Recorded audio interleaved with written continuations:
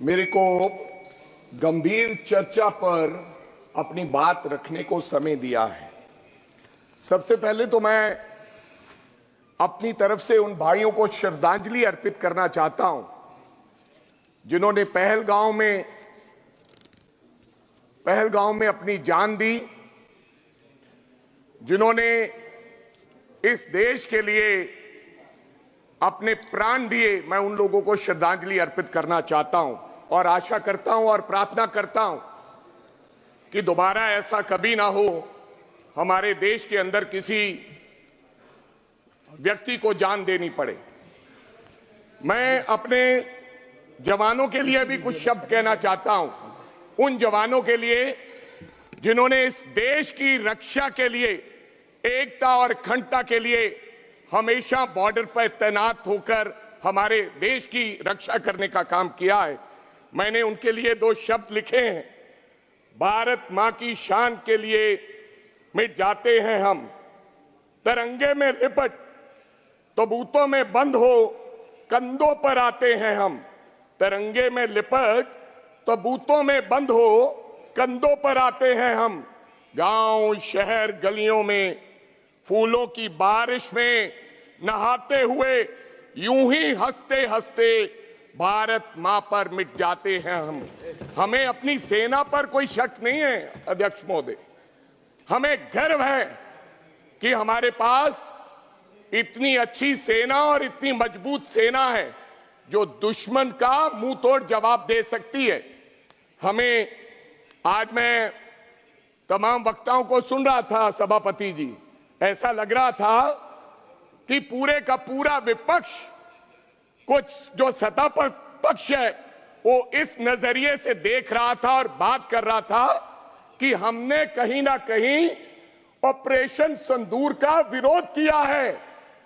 हमने, जब देश की बात आई, जब हमें बुलाया गया, तो पूरा विपक्ष, चाहे कोई व्यक्ति हो, इस देश में, इस धरती पर पैदा होने वाला हर व्यक्ति पूरे जोर से देश की सरकार के साथ खड़ा हुआ, आदरणीय देश के प्रधानमंत्री के साथ खड़ा हुआ और कहा कि इस वक्त ना कोई सवाल है ना कोई जवाब है, हम आपके साथ हैं। लेकिन हुआ क्या? ये पुलवामा, ये पहलगाम, ये होता क्यों है अध्यक्ष महोदय? इसकी वजह क्या है? इसका कारण क्या है? इसका गुनहगार कौन है? क्या ये इंटेलिजेंस फेलियर नहीं है?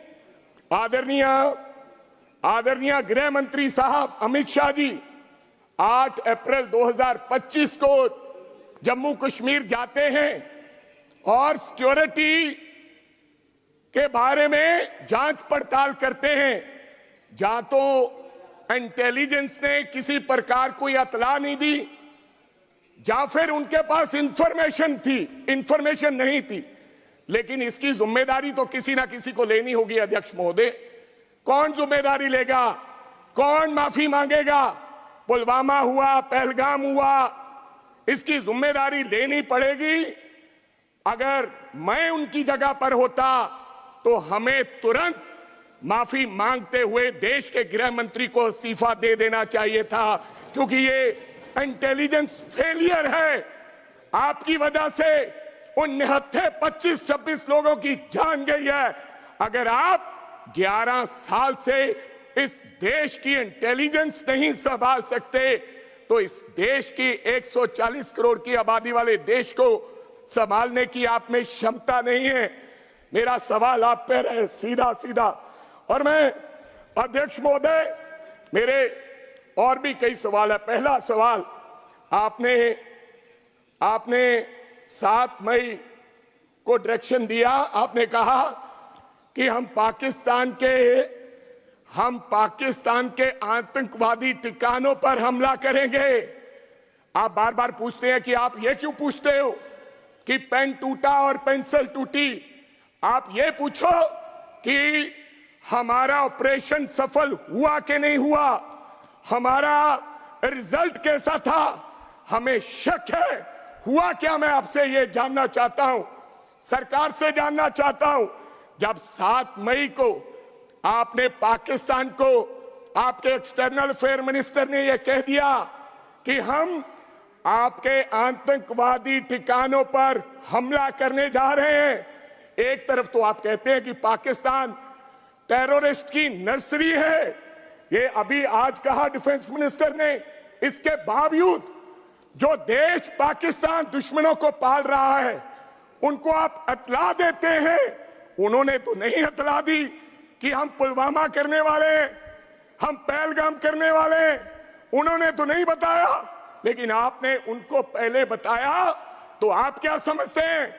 आज देश के डिफेंस मिनिस्टर जी राजनाथ सिंह जी ने कहा कि हमने 100 से ज्यादा आतंकवादियों को मारा है, गिनती और बड़ी है, लेकिन 100 लोग मरे हैं। आपको लगता है कि पाकिस्तान ने उन आतंकवादी संगठनों को बताया नहीं होगा कि आज हमला होने वाला है?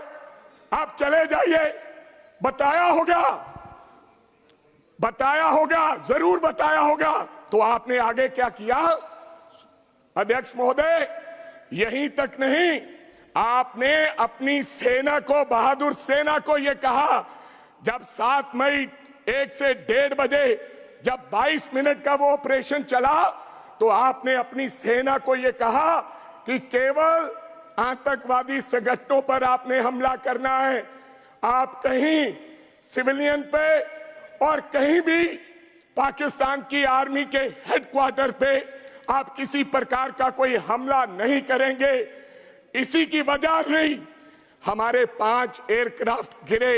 आपने सेना को आदेश तो दिया, लेकिन आपने हमारी सेना के हाथ पांव बांधकर आपने एयरक्राफ्ट में बैठाया।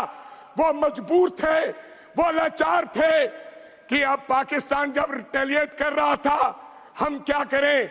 इसलिए उसका नतीजा हुआ, मैं पंजाब से आता हूं और पंजाब में बिसियाना एयरफोर्स स्टेशन के पास आपका एक विमान, लड़ाकू विमान जिसका नाम रिफाल है, मैं उसकी फोटो लेकर आया हूं।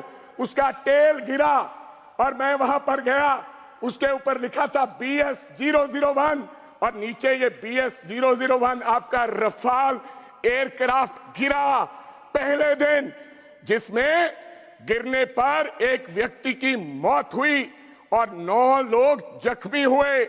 ये मीडिया में आया, SMO ने बताया, और आपके आदरणीय भारती जी, एयर मार्शल भारती, उन्होंने भी ये माना, लेकिन उन्होंने कहा ये अनआइडेंटिफाइड एयरक्राफ्ट है, एक एयरक्राफ्ट गिरता है, लेकिन आपने उसको अनआइडेंटिफाइड एयरक्राफ्ट का नाम देके आपने देश की जनता को मूर्ख बनाने का काम किया। और यही तक नहीं, डिसॉल्ट कंपनी के CEO ने कहा कि टेक्निकल वजह से हमारा एक रफाल जो गिरा है, लेकिन आज तक नहीं बताया गया कि रफाल गिरा कि नहीं गिरा है। फिर आपके दोस्त ने, ट्रंप ने भी ये कह दिया कि हिंदुस्तान के 5 फाइटर जहाज गिरे हैं। ये आपको मानना होगा। आप स्ट्रेटजी आप अपनी बनाते रहे, गुजरात मॉडल पेश करते रहे। आपने जिस प्रकार से इस देश के अंदर नोटबंदी लेकर आए, जिस प्रकार से आपने GST लागू किया, जिस प्रकार से 3 काले कानून लेकर आए, उसी प्रकार से आपने देश की सेना को आदेश दिया कि आप लोग किसी प्रकार का कहीं और